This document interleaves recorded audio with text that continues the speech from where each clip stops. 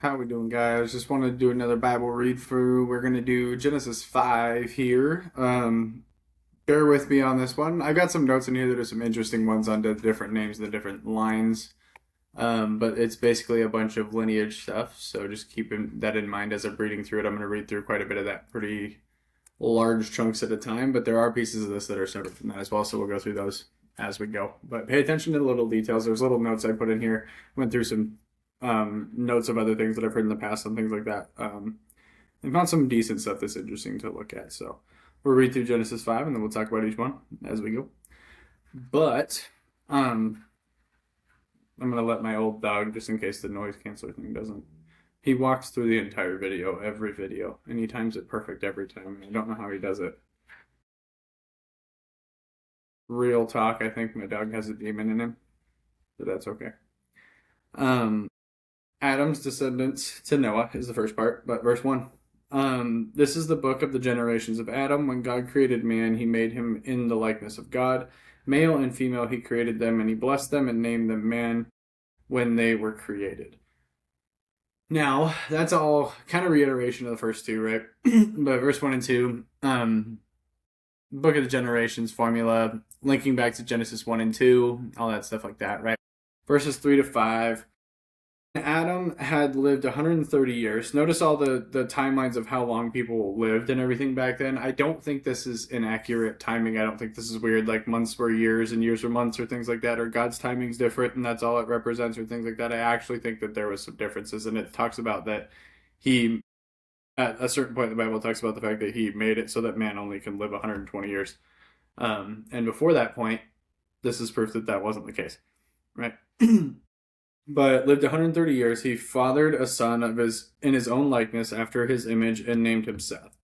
The days of Adam after he fathered Seth were 800 years, and he had other sons and daughters. Thus all the days that Adam lived were 930 years, and he died. When Seth had lived 105 years, he fathered Enoch. Seth lived after he fathered Enoch 807 years and had other sons and daughters. Thus all the days of Seth were 912 years, and he died.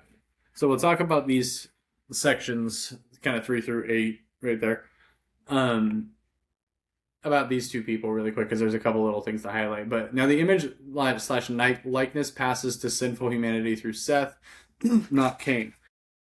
Long lifespans reflect pre-flood conditions, but the refrain begins, and he died. The phrase "and he died" happens a lot through the Old Testament, and that's the reason in the beginning, because of the fact that faithfulness doesn't exempt us from the curse yet, is what I wrote. Faithfulness doesn't exempt us from the curse yet. Death is universal until Christ returns. So people talk about that a lot with like the Old Testament heroes and stuff.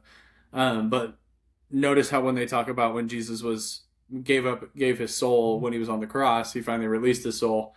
A bunch of people came out of the graves with him. So remember that part as well, that all of those things happened when they're talking about that. But as far as Adam goes, that's where that kind of references in. Seth is that person that's like fulfills the "and he died." But it references a lot of that up until that point, is that "and he died" phrase happens a lot in the Bible. So keep that in mind. Moving on. Yeah. All right, verse 9.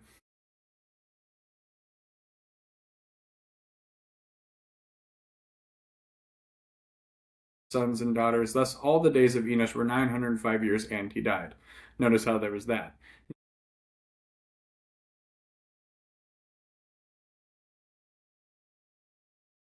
Live. At this point, that was just how things were. And it shows Old Testament versus New Testament, what happened before Jesus and after, and what he did for us and all these different things. When Kenan had lived 70 years, he fathered Mahalalel. Kenan lived after he fathered Mahalalel 840 years and had other sons and daughters. Thus all the days of Kenan were 910 years, and he died. And he died. Remember that phrase, right? But notice the difference, like the 910 years, 800 years, and all that stuff, right before he had done that. But also, I've heard references, because there's so much gematria and like the numbers with the letters kind of things in Hebrew, that these numbers have significance, but I didn't actually find anything on it that was like credible enough to me for me to want to go off of it rather than more of like conspiracy theory stuff that I wasn't really sure about what it meant and why. So I'm not going to talk about it on here just for that purpose. I'm going to stick to what the Bible says. But yeah, the numbers are significant, so keep that in mind for your own study when you look into that stuff further for yourself. But when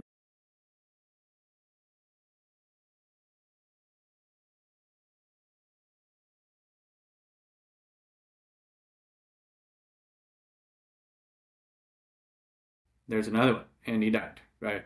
So just keep that in reference. When Jared had lived 162 years, he fathered Enoch. Jared lived after he fathered Enoch 800 years and had other sons and daughters. Thus, all the days of Jared were 962 years, and he died. Jared's longer pre-fatherhood years may hint at cultural shifts, but it still says, and he died at the end, right? So keep that in mind. There's changes. Now, Enoch's interesting. When Enoch had lived 65 years, he fathered Methuselah. Enoch walked with God after he fathered Methuselah 300 years and had other sons and daughters. Thus, all the days of Enoch were 365 years. Enoch walked with God, and he was not, for God took him. And he was not, for God took him. It really doesn't say a whole lot about it. That's really vague, right? That's why people are so interested in the book of Enoch, right? But he was so closely following God and doing everything. He pleased God so much that God literally took him up. And there's some theories behind that possibly he's one of the witnesses that comes back. It does say in the Bible that every human soul experiences death once. They haven't experienced death yet, so there's two people that's happened to in the Bible, and some people think that those are the two people that come back at the end. That's referenced in Revelations, and we'll get there when we get all the way to the end of this whole process. But Revelations is cool, so we'll talk about that stuff too. For God took him, so nobody found him after he just disappeared. When Methuselah had lived 187 years, he fathered Lamech. Methuselah lived after he fathered Lamech 782 years, and he had other sons and daughters. Thus, all the days of Methuselah were 969 years, and he died. Notice it's and he died. Again. When Lamech had lived 182 years, he fathered a son and called his name Noah, saying, out of the ground that the Lord has cursed, this one shall bring us relief from our work and from the painful toil of our hands. Lamech lived after he fathered Noah 595 years and had other sons and daughters. Thus all the days of Lamech were 777 years, and he died. Number of completion is 7 in the Bible. I think that's interesting that his is 777, right? But Lamech was the one who fathered Noah, and he gave that statement when he came out was that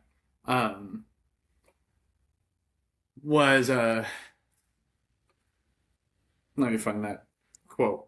Out of the ground that the Lord has cursed, this one shall bring us relief from our work and from our painful toil of our hands. Notice how there's prophecy in there about like what's going to happen with Noah, and if you've read the Bible, you know what happened, right? But we'll get there, and it's fun. If you don't know, great, keep following along, and we'll figure out what's going on there because it's a really cool story. Noah, after Noah was 500 years old, Noah fathered Shem, Ham, and Japheth. And notice how that leads right into chapter 6, which gets into the rest of the stuff, and we'll talk about the flood and all the cool things after that. But that was chapter 5.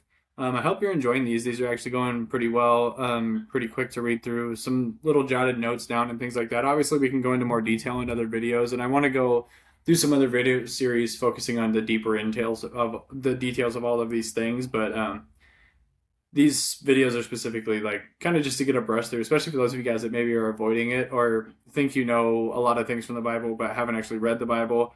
At least get a chance to hear somebody reading it out loud.